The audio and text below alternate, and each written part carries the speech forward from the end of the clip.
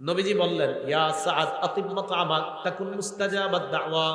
সাআদ, হালালটা পবিত্র করো। সাআদ, খাবারটা পবিত্র করো। সাআদ, খাবারটা পবিত্র করো। সাআদ, হালাল খাদ্য খাও, তাকুন মুস্তাজাবাদ দাওয়া। পেটে হালাল ঢুকাও, তুমি মুস্তাজাবুদ দাওয়া হয়ে যাবা। পেটে যদি হালাল খাবার যায়, আল্লাহর কাছে যা বলবা আল্লাহ তাই কবুল করবেন। হালাল খাও, হালাল খাও, মুস্তাজাবুদ দাওয়া হয়ে যাবে।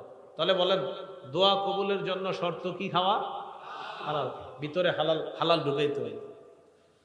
সূরা নাহল 114 নম্বর আয়াত, আল্লাহ বলেন, ফাকুলু মিম্মা রাযাকাকুমুল্লাহু হালালান তাইয়্যিবা। আল্লাহ যে রিজিক তোমাদেরকে দিয়েছেন তা থেকে পবিত্র হালাল যে রিজিক তা তোমরা গ্রহণ করো। ওয়াশকুরু নি'মাতাল্লাহ, এবং আল্লাহর নিয়ামতের শুকরিয়া আদায় করো। বলেন আমার সাথে, হালাল খাবো, বলেন